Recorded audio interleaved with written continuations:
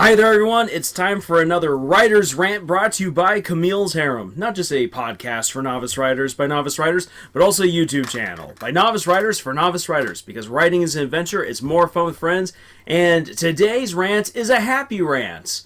Because there's two of us on here. Yes, and we actually had a fantastic time at the Tucson Festival of Books, and we're going to talk about it and rant about how it was so good, why it was so good, and that you also should try to make your way to a book festival. I was actually really impressed. I've been to a few different festivals, never an actual book festival, but this one was a lot of fun. There was just so many people, so many different books to look at, so many authors you could talk to. The panels were super fun, with like the different authors talking about their craft, and it was just fun all around.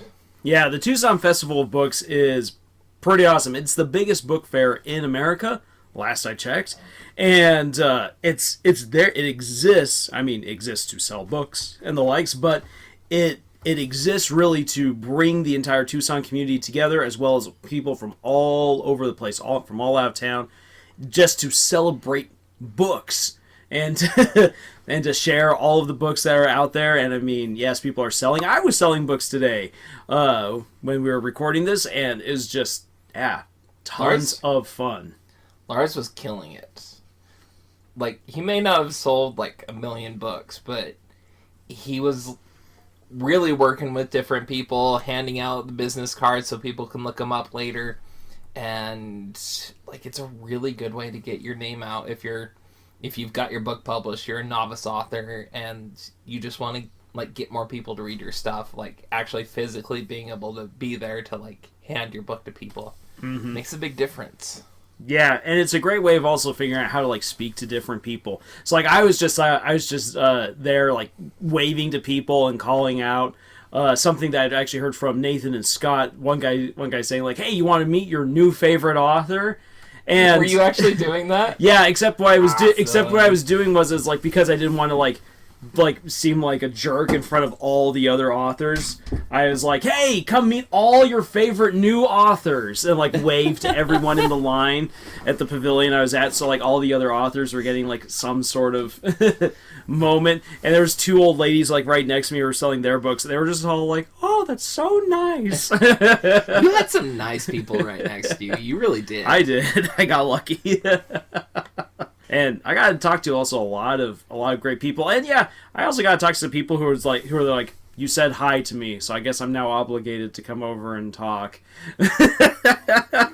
But you'll learn how to then make a sales pitch to someone who you realize isn't very interested. And hey, it's a chance for you to refine your methods. Yeah, exactly. And I actually did win over a couple of people to buy my books that actually were not there to buy my book. They were just like, "I'm window shopping," and like one guy's like, "My girlfriend is over here actually talking to the person next to you. I'm kind of bored, so I'll listen." And got him to buy a book. And then you talked him into it. Awesome. And he's like, just awesome. He's like, "That's actually what I wanted to hear." So for those of you who don't know, who haven't watched this channel all that much, Lars has some great charisma to him, and it really comes through in his writing. But like in person, Lars is just awesome. Just so you know. I try to be. But yeah, no, it was a lot of great fun. But like aside from getting the experience to sell my books and everything, which is something that I highly encourage all novice authors who manage to get something published, whether they do it independently or through a publisher, try to get into some sort of book fair. Try to be present, because it gives you a chance to really meet with people who you would not have a chance normally to rub shoulders with. You get to meet other authors who will be a source of inspiration to you. You get a chance to talk to them and hear some amazing stuff. Mm-hmm. Like one of the ladies I was sitting next to, like her idea for a story was like, "That's amazing. I would never have thought of that." It was. Oh, I bought that one. Yeah, I was super excited when I heard about that. I'm like, doing taxes for vampires? That sounds awesome. Yeah, because she's like, "I'm so bored." She's like, "I did taxes for 25 years. I was so bored. So I would imagine, what if a vampire came in and wanted me to do their taxes?" I love that idea. And I'm like, There was a cow. short story I wrote a while back, kind of similar to that. It's like, guy, like, gets a genie, but, like, and ends up making his first wish, but the genie misinterprets it, so he goes to a lawyer to help him, like, word out his, like, his next 2 wishes. And just, like, it was super fun, and, like, that's kind of what caught my eye, is, like, I love the, like, fantasy element to that, but, like, also the, like, mundane, everyday kind of aspect to it as well, so it's a fun mesh if it's done right, and I'm really excited to see, like, how well that's done.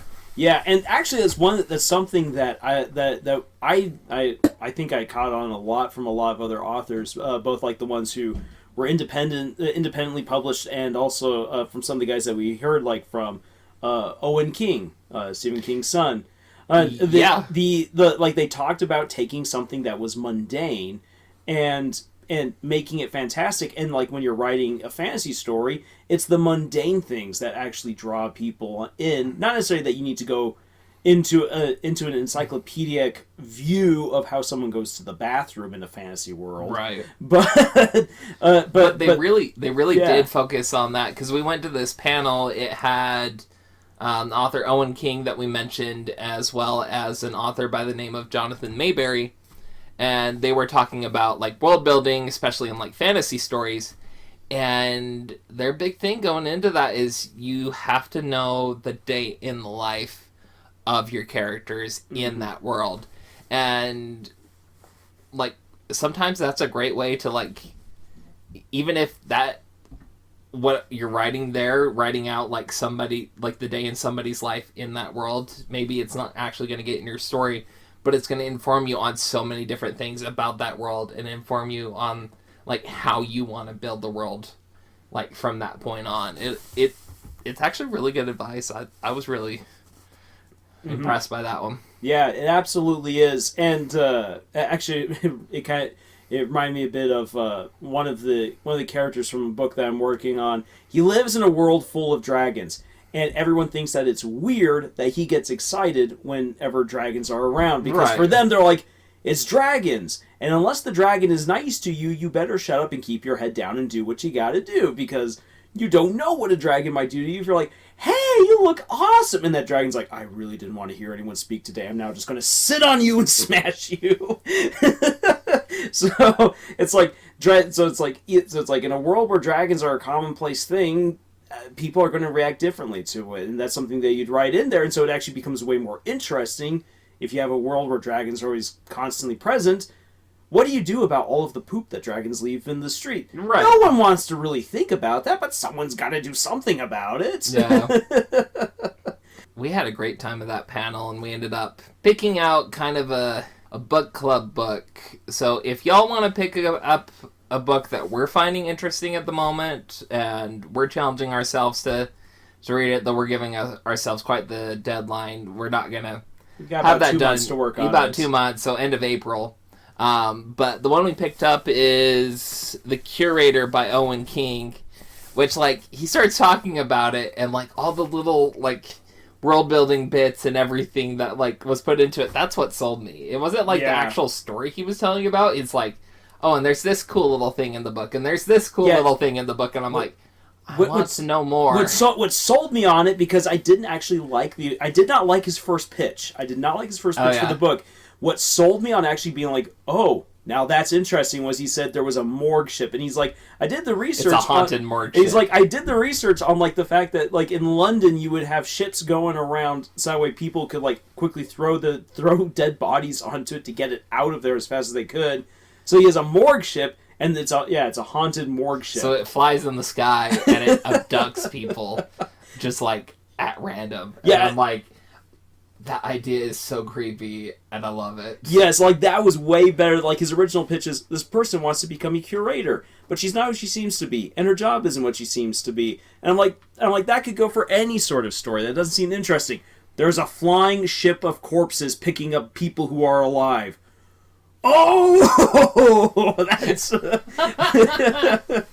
That is interesting. I honestly spent more money than I planned to on books this trip, but I stand by my statement that I've said before, is that you can never have too many books.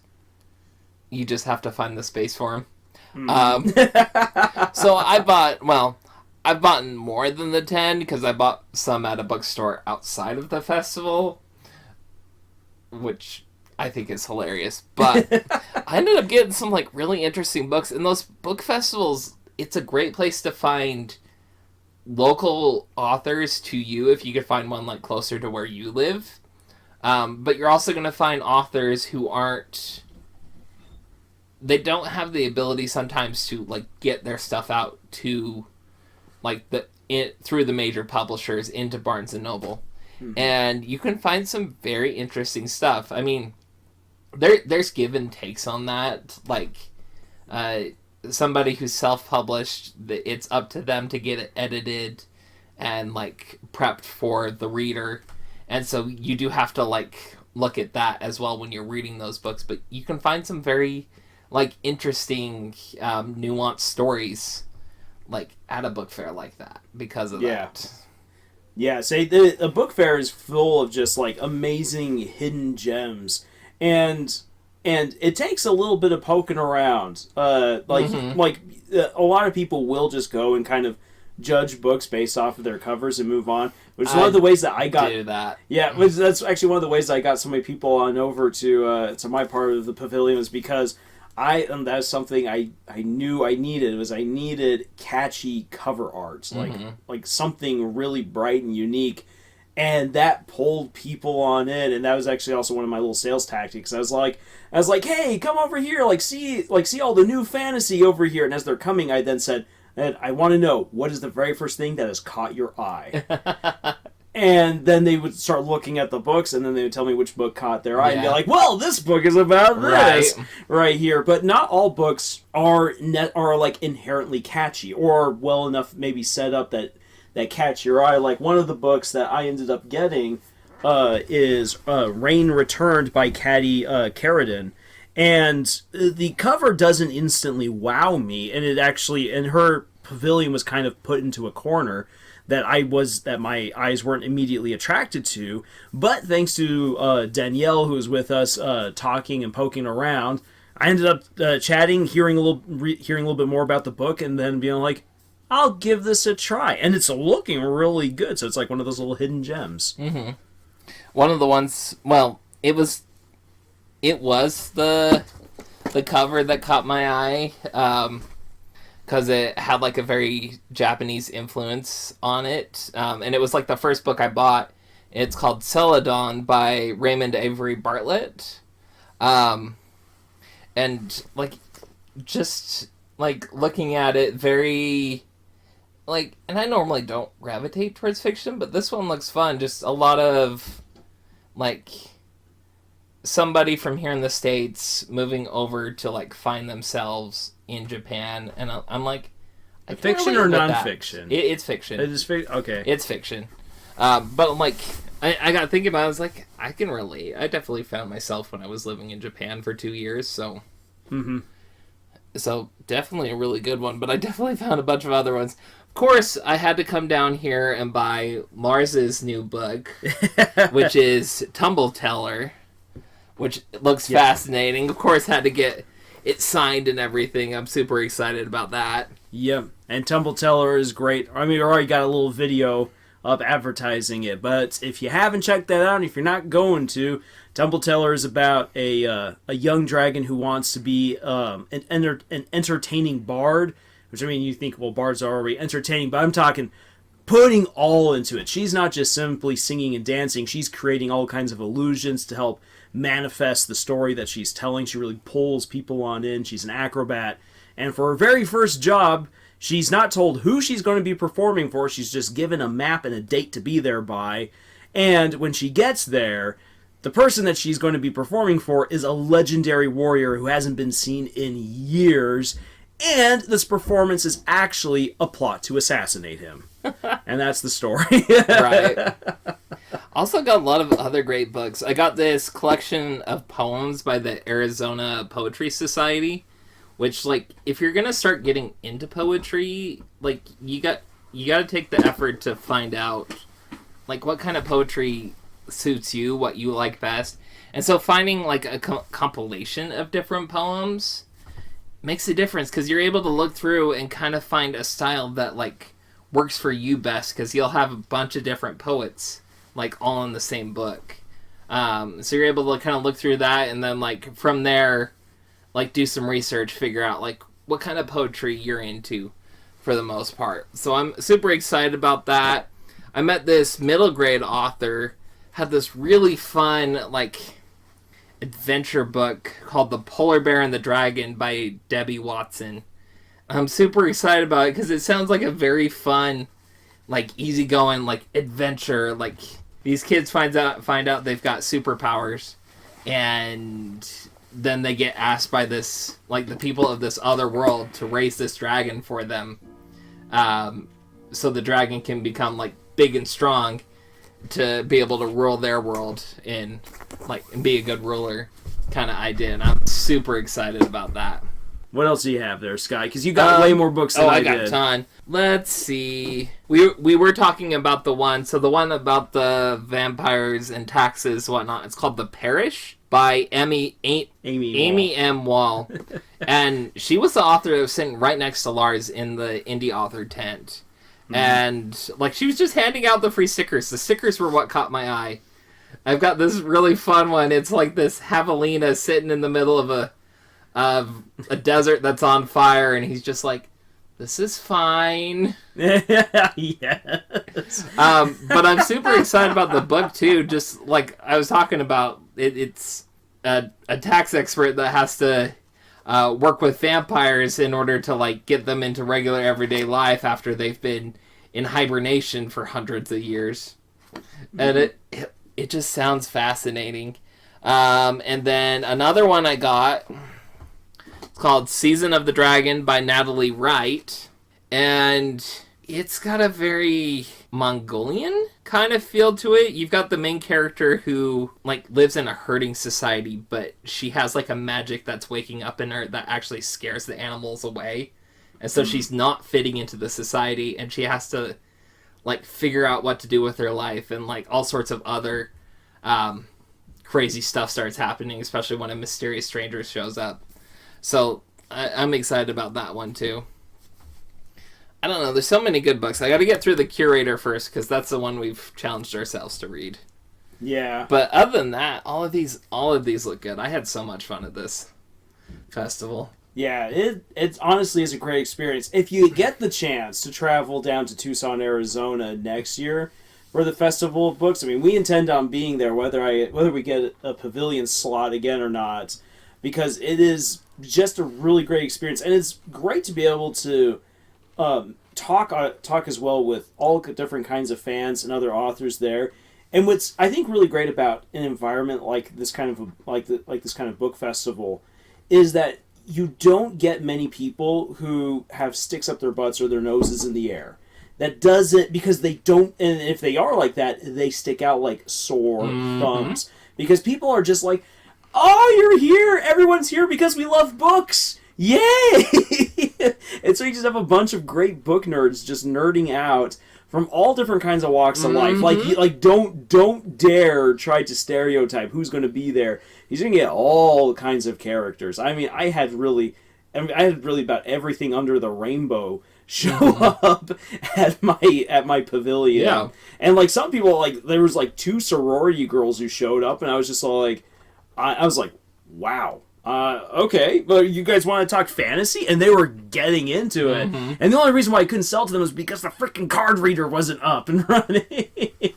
Because they were like, I want to buy this, but they're like, oh, you don't have that? And like, okay, we'll take the card and we'll buy it. Yeah, there's Amazon, but I was just all like, oh, man.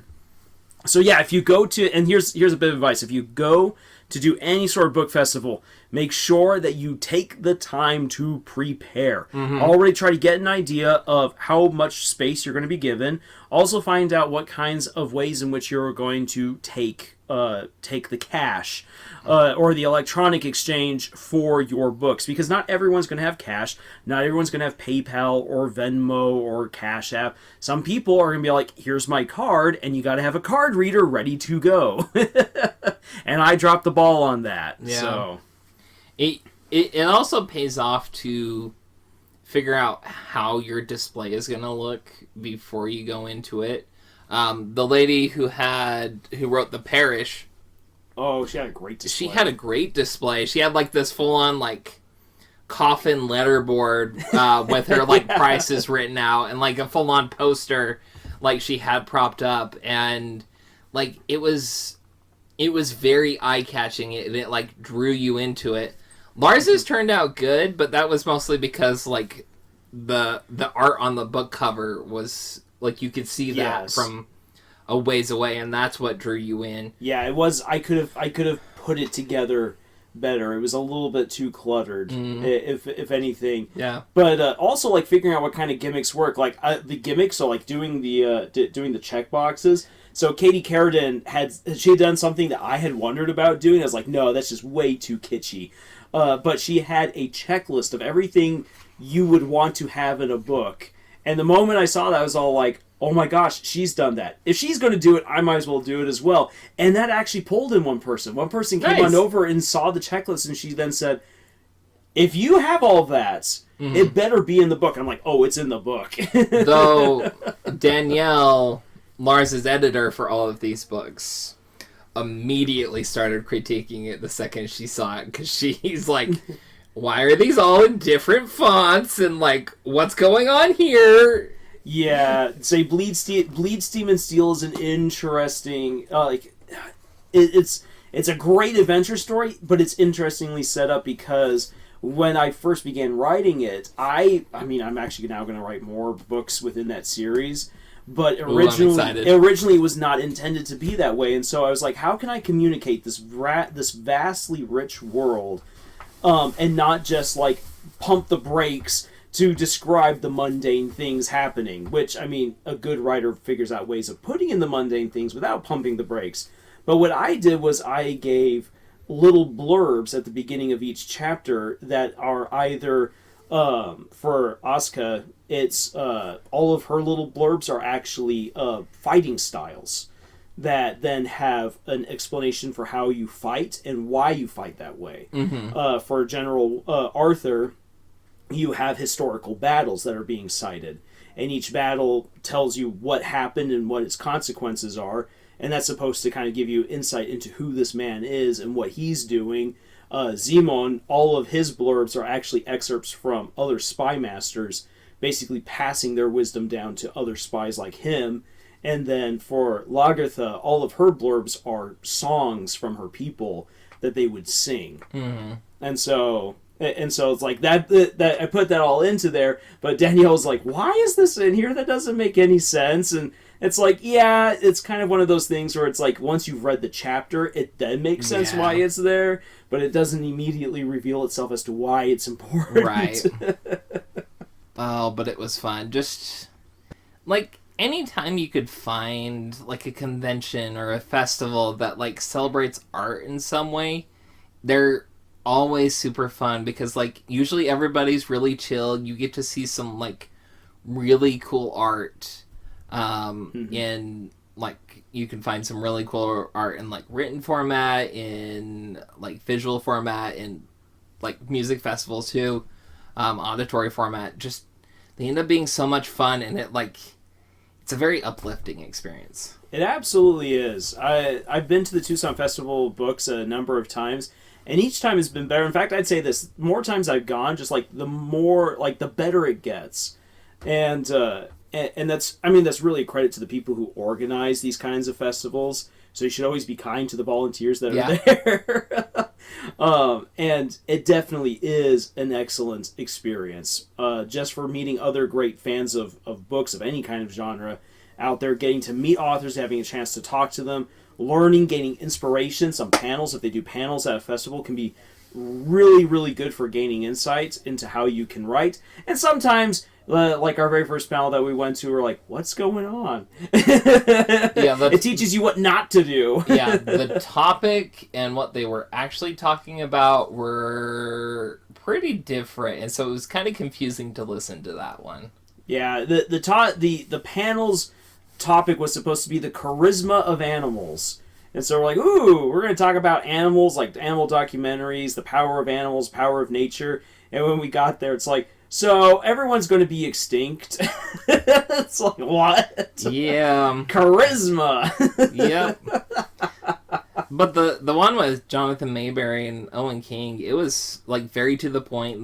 They stuck to the topic, and it was a very fun panel, and it was full. Yeah. Like that entire room, and like they had 150 seats there, and there were still quite a few people standing like around the edges to listen to to them talk. Mm-hmm. Yeah.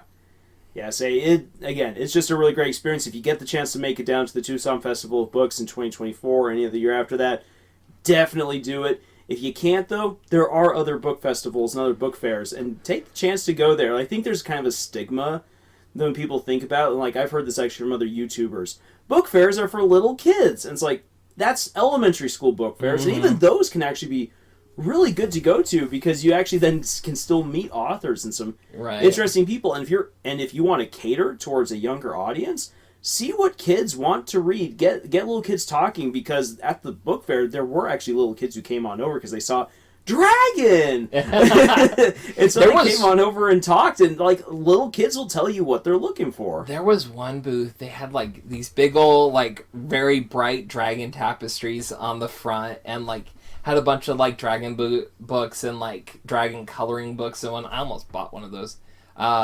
I love the color. I love the coloring booths. Yeah, the coloring books were great. Really good. There were so many coloring booths, but like this one had like books you could buy where you could like color dragons, and they had like their own like dragon trading card game that they were selling, and like all sorts of fun stuff. But like there were so many kids that flocked right to it because it was like very bright, very dragon, very, you know what I mean? It was super fun, and like sometimes that's what draws people in. Yeah.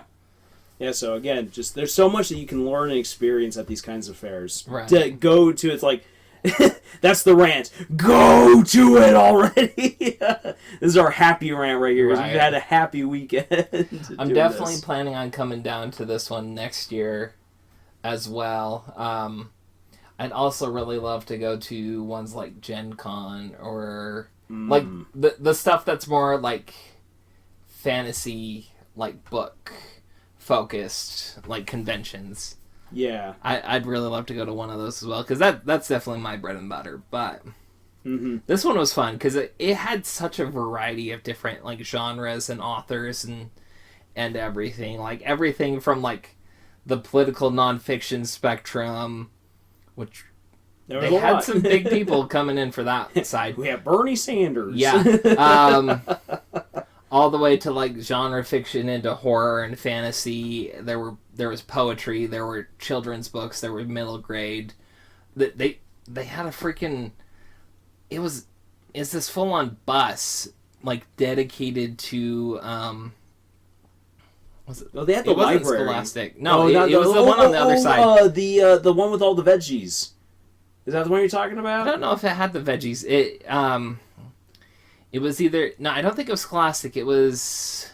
Oh, crud. It was like Newbery or Penguin or something. Like, it was one of the bigger publishers. I think it was Penguin. Yeah, I think it was one of the bigger publishers, and like it was full on themed at this new book that they were releasing for middle grade.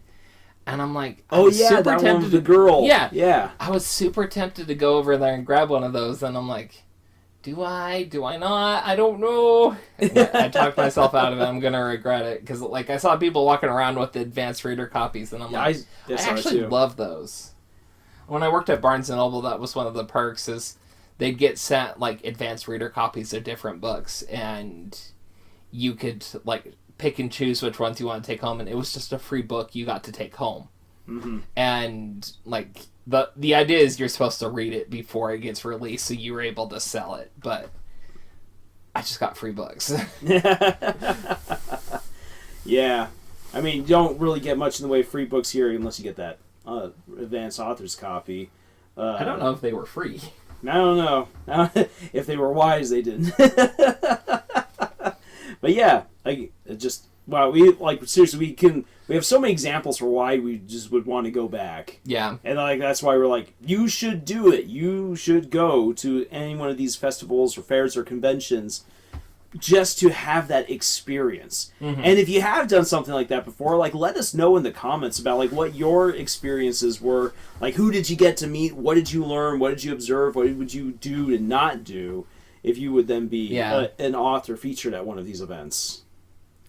One day I do want to do something I've seen people do in like anime convention artist alleys too, is they'll get one of the artist alley tables to sell their book. Mm-hmm. And just because like they usually do pretty well. I've seen people like draw their own manga or like create their own light novels basically and be able to sell them at anime conventions. I do want to do that because I have done the artist alley at anime conventions before and it's super fun. I didn't earn very much the one time I did it, but it was super fun in its own way. You know, if I'll not need to remember that for whenever I get a chance because I could do that with Notice Me Senpai. Make a manga one-shot. Like, come get the manga one-shot of the book. You know, that idea I was telling you about earlier today, that's what I should make a light novel with that. Ooh. And, like, we'll just go to an anime convention with it. Oh my gosh, that'd be fun. It'd be so much fun. I also need to get the artwork for Gear Witch because that is anime. Yeah. Right there. Also for a study. We're getting ahead of ourselves. Yeah, we're getting ahead of ourselves. But a Study in Blood is also like that one's going to have. If I can get it, I'll have anime panels within that book. You heard it there, folks. Well, thank you for listening to our happy rant. Oh yeah, no, it's always good to have one of these because, I mean, doing rants is fun and cathartic, but every now and then it's like. You gotta step away from just the angry rants. Like I had, I had one that I was thinking of, which I might do for next month, which is like, stop writing revenge porn into your stories. Which you would be surprised. It sounds really niche and weird, but that is absolutely becoming a thing. And there was a full-on booth based around that at the festival. Oh, it ticks me off because many times they actually ruin really good stories by pursuing something that they didn't need to go that far to do. Gah! So that's an upcoming rant, but let's end on a happy note. Yeah. Tucson Festival of Books, great fun, great time, great people. Definitely coming back for 2024. And if you'd like to meet us there, if you'd like to meet Camille's Harem there, we will try to meet you there in 2024. Yeah. No, it would be awesome. Yeah. So, with that all being said, if you'd like to get actually some good solid writing advice, not just us gushing about how great the Festival of Books was, then please check out our other videos here on our channel. Also, you can head on over to our podcast, Camille's Harem. And you can also check out, if you are a novice author looking to enhance your skills, you can check out the many exercises that Camille has assembled over at our Pinterest page. And of course, we would love for you to join our ever-growing community of novice authors. Links for all of that and more are in the description below. And until the next video, y'all, thank you for joining us on this adventure that we call writing, and tschüss.